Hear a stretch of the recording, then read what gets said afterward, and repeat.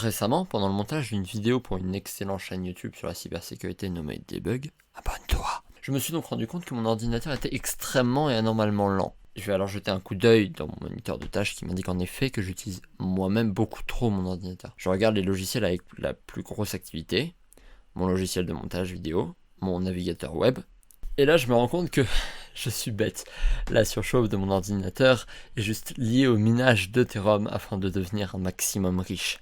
C'est pas vrai, j'ai juste un vieil ordi. Je décide donc de mettre mon ordinateur portable sur des glaçons, ça c'est vrai par contre, et de télécharger un logiciel. Nettoie mon Mac en anglais. C'est pas sponsor. Et je lance donc un scan de sécurité. Le scan fini, j'essaye de faire la part entre les menaces que j'ai moi-même créées et celles qui n'ont rien à faire sur mon ordinateur. Dans la deuxième catégorie, le logiciel me signale une backdoor. Une backdoor, c'est une porte arrière en français, mais c'est beaucoup moins stylé. Et c'est un logiciel qui permet à quelqu'un d'extérieur, non autorisé puisque c'est malveillant, d'effectuer des actions sur ton ordinateur. Alors dit comme ça, une backdoor ça sent pas bon. Dans la réalité, ça pue carrément. Le logiciel de scan que j'ai utilisé, envoie l'argent clean my Mac, m'indique un fichier nommé ._insu. Retenez ça, on va y revenir. Après avoir lancé un autre programme de scan différent en vue d'obtenir plus d'informations, je contacte des collègues experts en cybersécurité pour en savoir plus. C'est pas vrai non plus. J'ai demandé à Google. Le malware qui a rencontré mon chemin s'appelle donc Silver Sparrow Malware. Ce serait un cheval de Troie ayant infecté plus de 30 000 machines. Mais s'il n'était pas plus intéressant que ça, on n'en parlerait pas. Il s'attaque donc au Mac, et plus généralement au système Apple. Le 17 février 2021, ce virus qui se répand extrêmement rapidement et avec un taux d'infection réussi assez impressionnant, s'est répandu pour sûr dans 29 139 endpoints, c'est-à-dire des ordinateurs utilisés par un humain.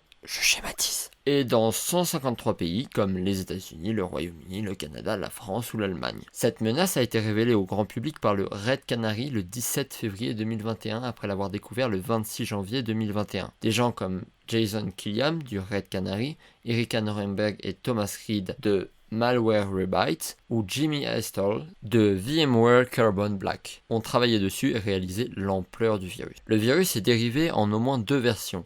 La première, ayant des traces remontant au moins au 1er août 2020, est adaptée à la puce Intel, et une deuxième version, ayant des traces remontant à décembre 2020, adaptée grâce à un programme binaire à la toute nouvelle puce M1. Coup dur pour Apple, qui vient de sortir la puce M1 et mise sur la sécurité pour une partie de sa communication. Silver Sparrow Malware utilise également du JavaScript pour exploiter une faille dans l'installateur de macOS. Après son installation, il en informe un serveur hébergé sur la plateforme Cloud Amazon Web Service. C'est la plateforme de service la plus utilisée. Il va d'ailleurs communiquer par la suite plusieurs fois par heure avec ce serveur. Il utilise également un outil nommé Dynamite pour cela. Petit détail pour ceux qui savent ce que c'est. Le virus va se mettre dans le Launch Agent. C'est un dossier qui contient en fait des scripts fonctionnant automatiquement pour faire fonctionner le système de base du Mac. Encore une fois, je simplifie. La dernière version de Silver Sparrow a été trouvée le 9 février 2021. Aujourd'hui, vous ne pouvez normalement plus vous faire infecter par ce virus. Apple a tout simplement supprimé un certificat de développeur utilisé par le virus. Il peut par contre être passé sur votre ordinateur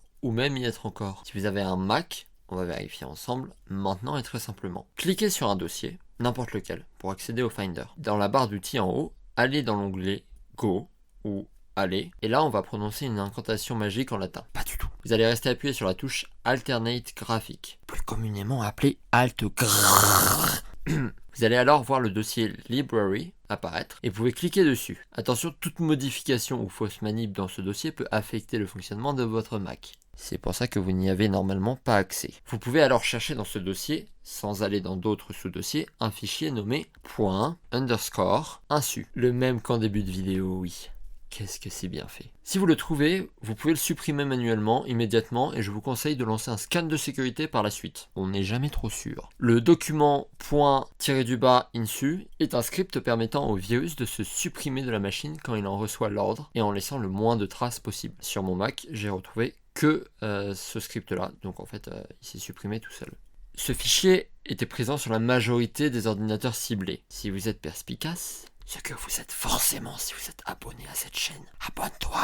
Vous aurez remarqué que l'on n'a pas encore parlé de dégâts, car en fait, à part une propagation fulgurante et communiquer avec un serveur, ce virus ne fait pas grand-chose. Il n'a tout simplement pas vraiment de payload, partie du programme qui crée des dégâts. On peut juste remarquer 2 messages dans 2 versions différentes du virus. Le premier étant un simple Hello World, et le second You did it, tu l'as fait en français. La question se pose donc, est-ce juste une erreur stupide du hacker, ou celui-ci attend-il juste d'avoir plus de cibles pour créer une armée zombie afin de faire des attaques DDoS ou de propager un ransomware? Silver Sparrow pourrait aussi avoir comme but de démontrer des failles sur Mac, où il pouvait être également à la recherche d'une cible précise, comme le virus Stuxnet. On a fait une excellente vidéo dessus. L'utilisation de JavaScript par le virus est-elle très inhabituelle? Si de nouvelles précisions arrivent, nous vous en informerons. Abonnez-vous à notre Instagram. Oui, je sais, je force. Mais ce virus doit rappeler que les Mac ne sont pas hors de portée de la cybercriminalité. Ce virus n'est pas le premier s'attaquant aux Mac. On peut en citer d'autres comme notamment GoSearch22.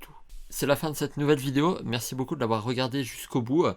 Vraiment abonne-toi pour aider la chaîne. Tu peux aller voir notre Instagram aussi. On poste des courts résumés d'actualité, info et tech.